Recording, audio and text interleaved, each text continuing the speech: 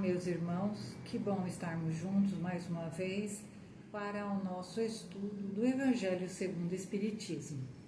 Nós aqui da comunidade espírita Caminheiros do Amor nos reunimos sempre em nossa sede, a rua Arnaldo Magnicaro, 1370, bairro Campo Grande, Santo Amaro, São Paulo, para a oportunidade dos estudos da doutrina espírita, através dos nossos livros, principalmente do Evangelho segundo o Espiritismo e do Livro dos Espíritos, em nossas palestras semanais.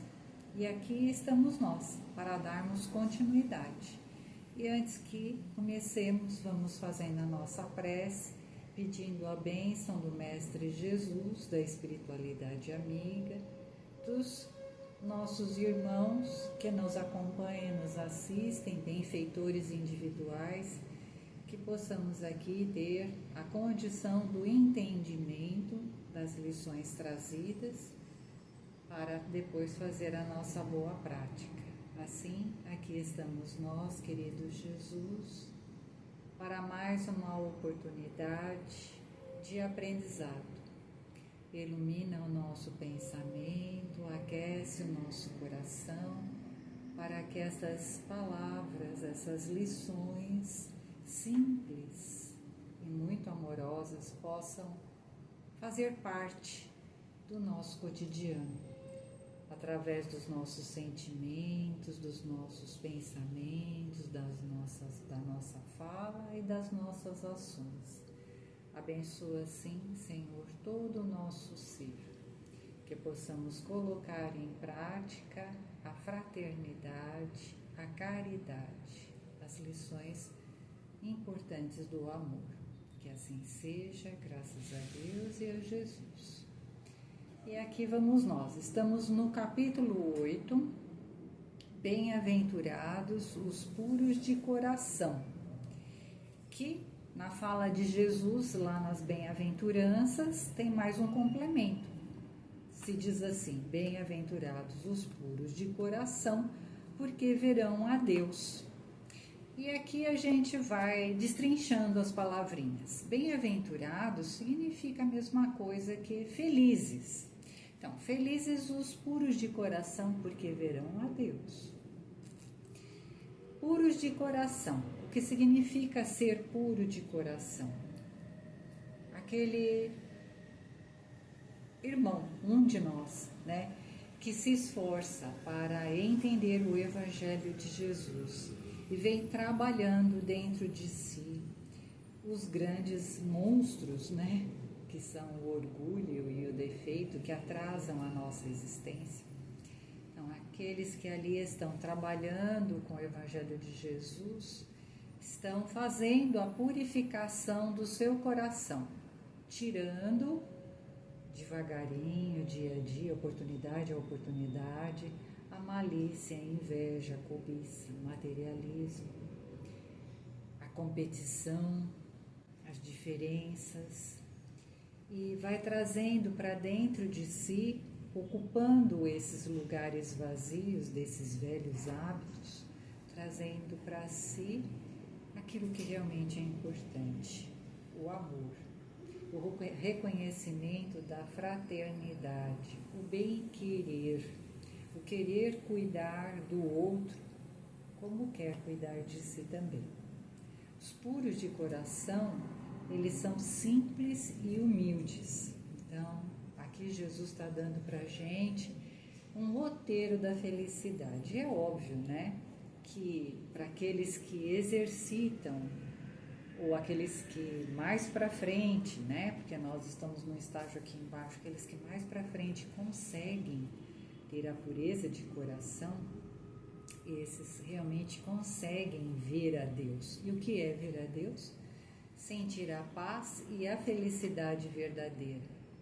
Não a relativa como nós temos hoje, mas a absoluta. Condições de espíritos perfeitos.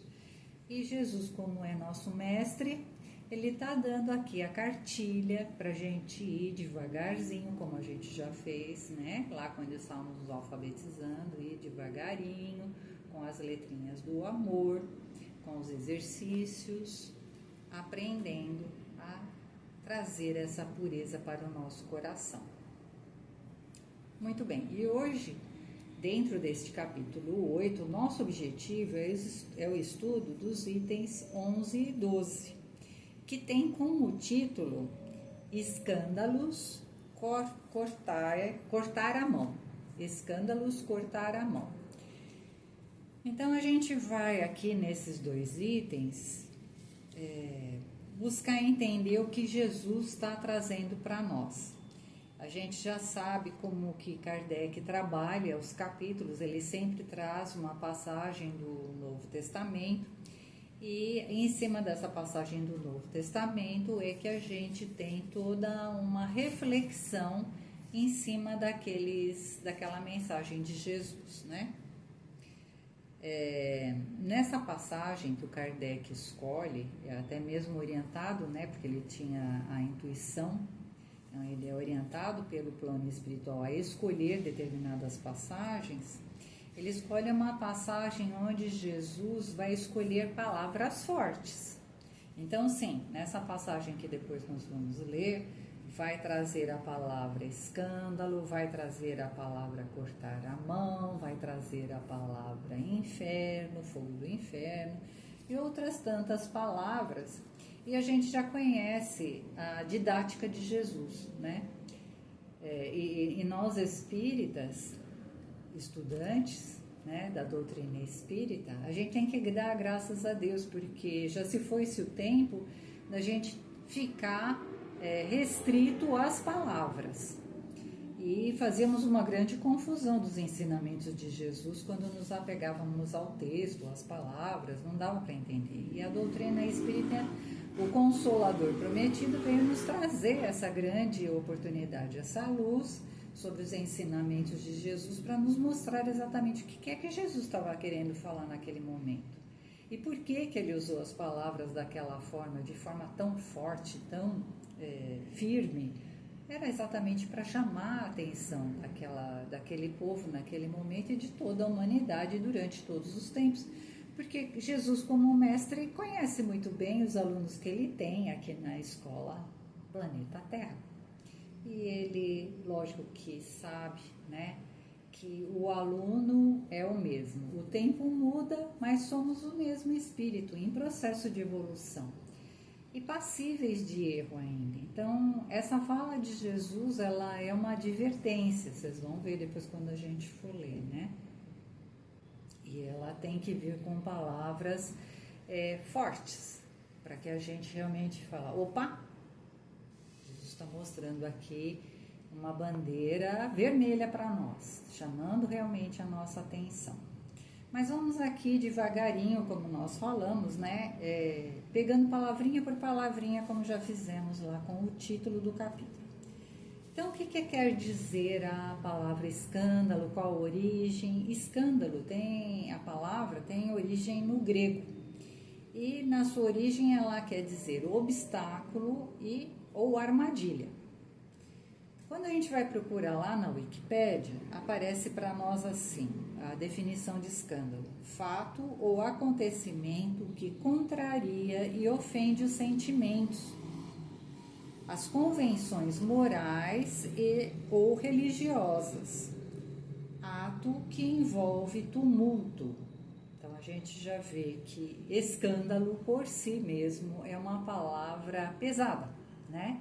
De uma má ação que impacta grupos, mais de uma pessoa ou uma pessoa, né? E que impacta de forma negativa, que causa contrariedades, que causa mal-estar. Então, o escândalo é uma ação malévola, que muitas vezes, na maior parte das vezes, é pensada, é premeditada, ela tem uma intenção, né? E é tudo isso que está aqui importando para a gente prestar atenção, né? Para Kardec, no nosso Evangelho segundo o Espiritismo, o que é o escândalo? Tudo aquilo que choca a moral, que fere a lei de amor, o respeito ao próximo, A lei de amor, a frase que resume é amar a Deus sobre todas as coisas e ao próximo como a ti mesmo. Então, o escândalo, essa má ação, essa má palavra, essa má atitude, ela vem e fere essa lei, pois afeta malevolamente todos os envolvidos. O escândalo ameaça a paz e a ordem de um grupo. Por exemplo, às vezes, né, as pessoas falam, olha, eu vou fazer um escândalo, se você não fizer isso, isso e isso, eu vou revelar. Então, já é a ação, a intenção malévola, né, de ridicularizar, de expor as pessoas diante de um grupo social e outros escândalos mais. A gente está dando aqui só um exemplo bem banal, né? Tem outras coisas bem piores. O escândalo resulta de vícios e imperfeições humanas, porque é uma escolha equivocada que a gente faz, né? Por ciúmes, por inveja, por cobiça, por outros sentimentos ruins de disputa, a gente se utiliza dessa armadilha, né? Que é uma faca de duas pontas, fere o outro, mas diante da lei de Deus fere a nós mesmos. Então, a sua prática é uma opção que cada um de nós escolhe diante da sua faixa de evolução espiritual. Tem irmãos que já estão numa condição mais evoluída que nunca se dariam à prática do escândalo. Tem outros que ainda, né, estão naquela indecisão, que não adotaram Jesus como mestre, se referem a ele como mestre, mas não receberam ainda como mestre. Então, são aqueles ainda que deixam se levar, né? Por antigos vícios, por antigos defeitos, ali, né, o verminho da maldade, da malquerença, da falta de respeito com o outro, dos limites, ainda existe, né? E esse verminho, então, ali ele vai trabalhando para que a pessoa, em determinados momentos, utilize, né, aquela matéria ali difícil, aquela matéria ruim do mal. E tem outras pessoas que estão mais embaixo ainda, né? Que ainda são maus realmente, que ainda não conseguiram perceber a Deus, não enxergam a existência, não admitem e fazem exatamente tudo que for apenas para o seu benefício, né? Aquilo que diz a respeito de bens materiais, de valores materiais, e não pensam nunca no outro, né? Bom, o escândalo assim, então, é um mal. Todas as más ações estão inclusas no escândalo, né? E ele não é uma criação divina, pelo que nós estamos vendo.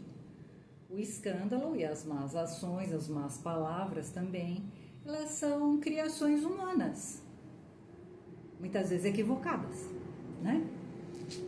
Mas elas são temporárias, porque todos nós sabemos que somos seres em processo de aprendizado rumo à perfeição.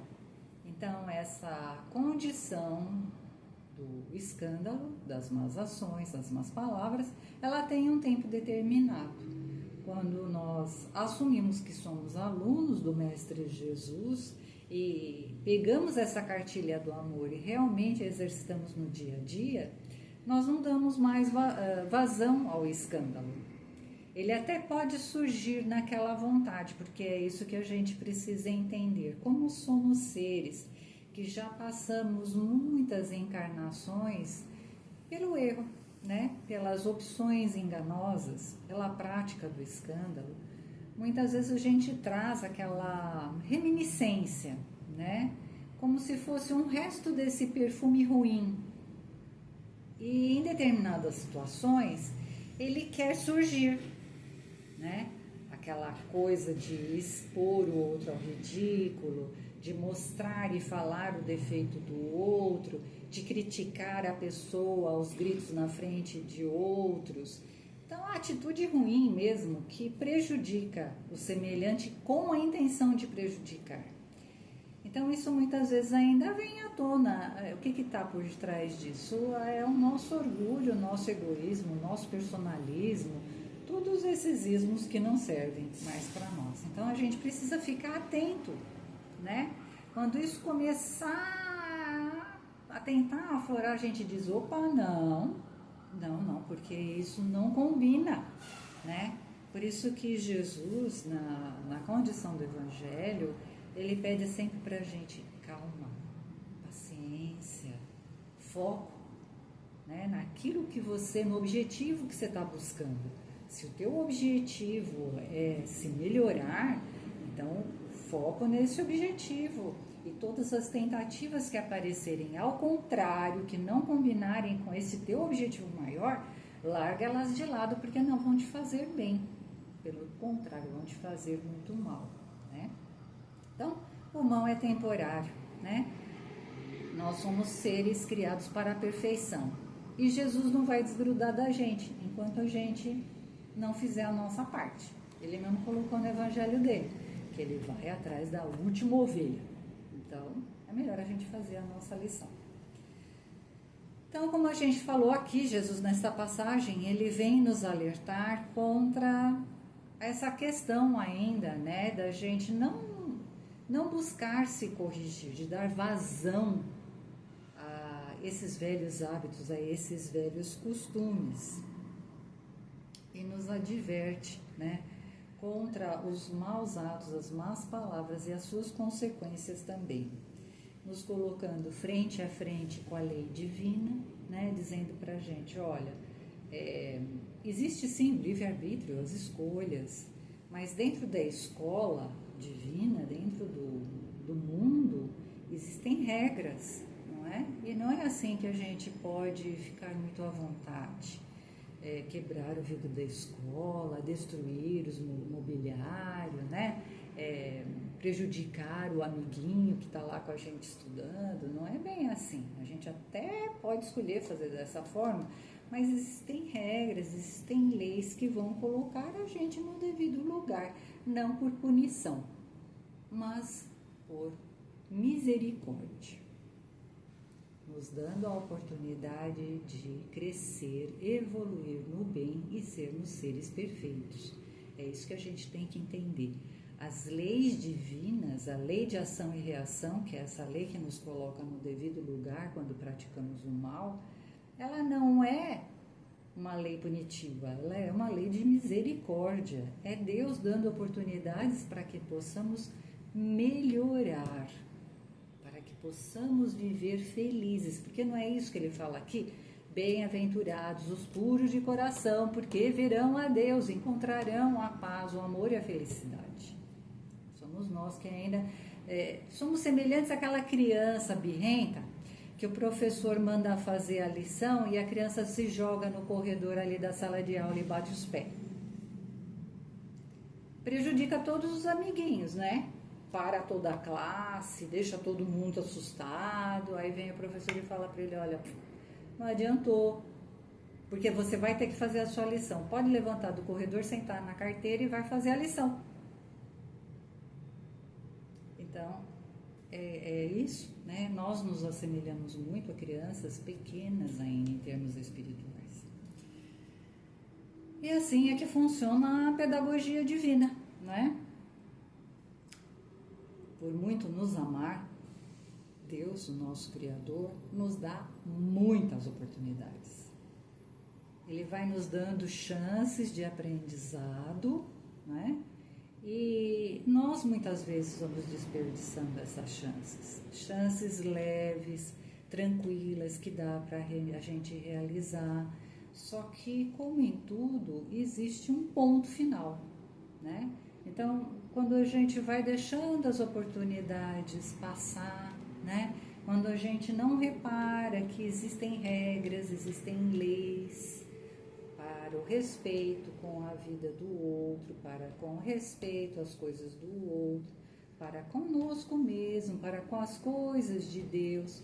Então, a dor chega para nós, o obstáculo chega para nós como um ponto de limite, né? E aí nós vamos lá então para a passagem. A gente fez todo esse preparo para que depois a gente pudesse entender.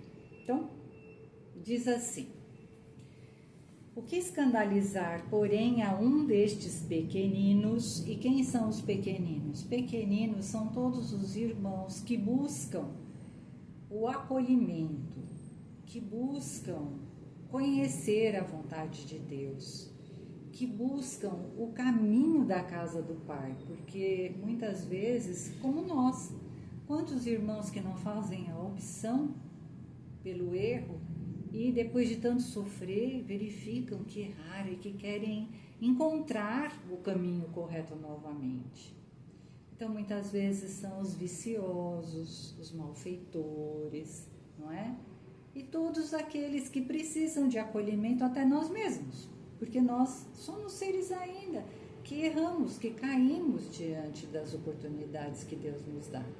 Então, mas principalmente esses irmãos que precisam do amparo.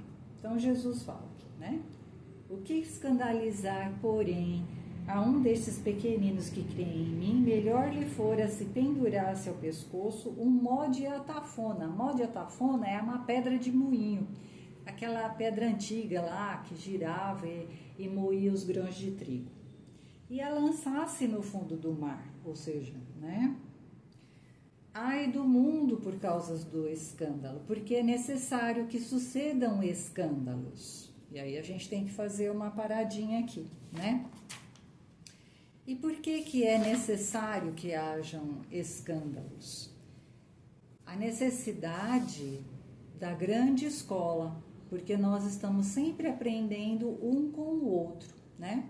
Então, nós, espíritos imperfeitos, encarnados no mundo de provas e expiações, onde o mal é maior que o bem, por enquanto, que vai mudar, Deus faz sair o bem do mal através das suas sábias leis. A dificuldade que plantarmos, o obstáculo, a dor que colocamos na vida do próximo, fará com que este nosso próximo tenha que se esforçar, tenha que se superar para enfrentá-los e assim desenvolverá virtudes. Por exemplo, outro dia eu estava conversando com um rapaz uberista, ele falou assim para mim que o trânsito está horrível, tá mesmo.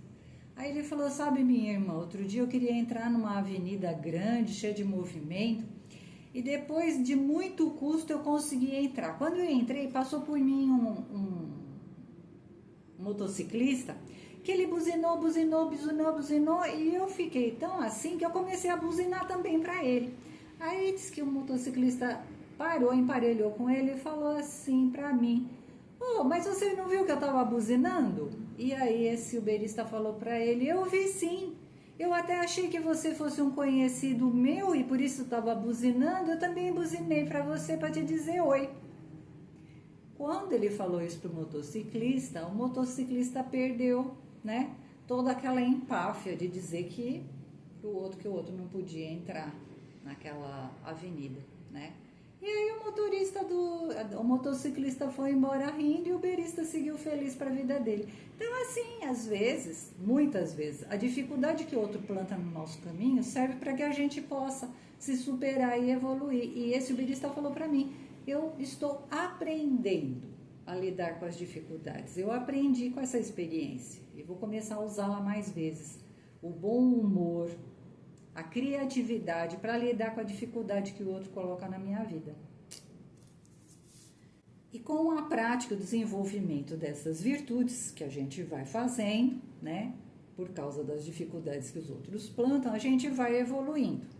Mas, continuando com a passagem, Jesus fala assim, mas ai daquele homem por quem vem o escândalo. Bom, então, sim, porque aquele que planta o escândalo, que faz a má ação, que traz uma situação de ridicularização, de desprestígio para o outro, né, que coloca o outro em xeque diante da sociedade, ele está plantando dor e dificuldade. E ele vai ser, né, as pessoas que usam desse instrumento ruim são acolhidas pela lei de causa e efeito. É uma lei que traz a recuperação, né? A gente fica de recuperação diante das leis divinas quando pratica o mal. E essa lei vai dar oportunidades mesmo, para que a gente então se aprimore e evolua dentro da cartilha de Jesus, não mais usando o mal, mas se esforçando para usar o bem, tirando de dentro de nós os vícios, os defeitos e todos os entulhos que lá estão também, né? Então, como a gente fala sempre, que a pedagogia divina, né, faz com que nós, crianças pequenas, que muitas vezes insistimos no erro, a gente aprenda, às vezes, pela dor e pelo sofrimento, pela dificuldade a se comportar, né, melhor diante da vontade do Pai. A nossa consciência também, muitas vezes, como somos seres que queremos evoluir e encontrar a paz, antes de reencarnarmos, a consciência do nosso espírito dita para a espiritualidade superior as necessidades que sentimos para podermos reencarnar com mais segurança e não ficarmos assim a par dos próprios vícios. Então, muitas vezes, quando a gente está para reencarnar, a gente solicita defeitos no corpo físico, a gente solicita doenças em determinados momentos chaves da vida, a gente solicita dificuldades no lar, a gente solicita dificuldades financeiras. A nossa consciência de espíritos que estão crescendo solicita dificuldades. Então, essa lei de causa e efeito, inclusive, ela mora dentro da nossa consciência. E outras vezes também acontece de seres endurecidos no mal, né, serem trabalhados pela justiça divina, pela lei de causa e efeito, por misericórdia, de forma mais incisiva. Então, o plano espiritual determina, né, ou orienta para que esses irmãos mais endurecidos passem por determinadas oportunidades para amansar, né, para aprender a fazer o bem. E aí depois vem o resto do texto. Ora, se a tua mão ou teu pé te escandaliza, corta-o e lança-o fora de ti. Melhor te é entrar na vida manco, aleijado, do que tendo 2 mãos ou 2 pés, ser lançado no fogo eterno. E se teu olho te escandaliza, tira-o e lança-o fora de ti. Melhor te é entrar na vida com 1 só olho, do que tendo 2 ser lançado no fogo do inferno. Vede, não desprezeis alguns desses pequeninos, porque eu vos declaro que os seus anjos no céu incessantemente estão vendo a face do meu Pai que está nos céus. Porque o Filho do Homem, Jesus, veio a salvar o que havia perecido, através do seu exemplo, das suas palavras, dos seus ensinamentos. Não existe mágica para nos salvar. Existe uma cartilha de amor. Existe o exemplo do Mestre Jesus, o seu amor, a sua dedicação constante conosco, hoje e sempre, né? E a gente aqui, então, entende a misericórdia e o amor de Deus, né? Colocando pra gente sempre até as oportunidades dentro do mesmo lar. Porque é isso que a gente tem que entender. A misericórdia do Pai é amor. A maior parte das vezes, Deus dá oportunidade para que espíritos difíceis se reencarnem dentro do mesmo teto, né, que é o lar, pais, mães, filhos, para se reajustarem. Condições difíceis de encarnações passadas vão ali se ajustar através da lei de amor, de afeto, né? Então, Deus é Pai. Deus fala conosco na alegria, sussurra na nossa felicidade e grita nos avisando da nossa dificuldade na hora da dor e do sofrimento. O sofrimento sempre será o último recurso da lei de amor. Antes disso, já veio várias tabuletinhas indicando pra gente: vira à direita, e a gente vira à esquerda. Vai aparecer de novo, vira à direita, e a gente vira à esquerda. E por último, aparece o poste. É lógico, aí vem a dor, né? Assim, a gente tem vários exemplos, né? A gente tem Paulo de Tarso, teve tantas oportunidades, teve o Gamaliel, teve a Abigail, teve o Estevão, e ele seguiu em frente na dificuldade dele. Aí caiu do cavalo lá quando Jesus aparece para ele na condição da luz. A gente tem o próprio Emmanuel, né, que foi lá um político romano que cegava os olhos dos escravos. Depois não vem com um trabalho redentor maravilhoso. A nossa irmã mais pertinho de nós, a Ivone Amaral Pereira, que várias reencarnações ela foi suicida, aí veio com uma proposta de trabalho maravilhosa na mediunidade. Então, não é assim como a gente pensa, né? Deus é Pai, Deus é amor. E aí, por último, falar aqui da mão, pé, olhos, né? O que é essas alegorias que Jesus traz? São os nossos instrumentos, né? Então, que a gente possa usar os nossos olhos para ver o bem, a mão para a prática da caridade e os pés bem firmes, né? Colocados na base do Evangelho para dar sustentação àqueles que vierem a nosso encontro precisando de ajuda. Que a paz do Mestre Jesus nos ilumine hoje sempre, que tragamos sempre o Evangelho junto conosco. Que assim seja, graças a Deus.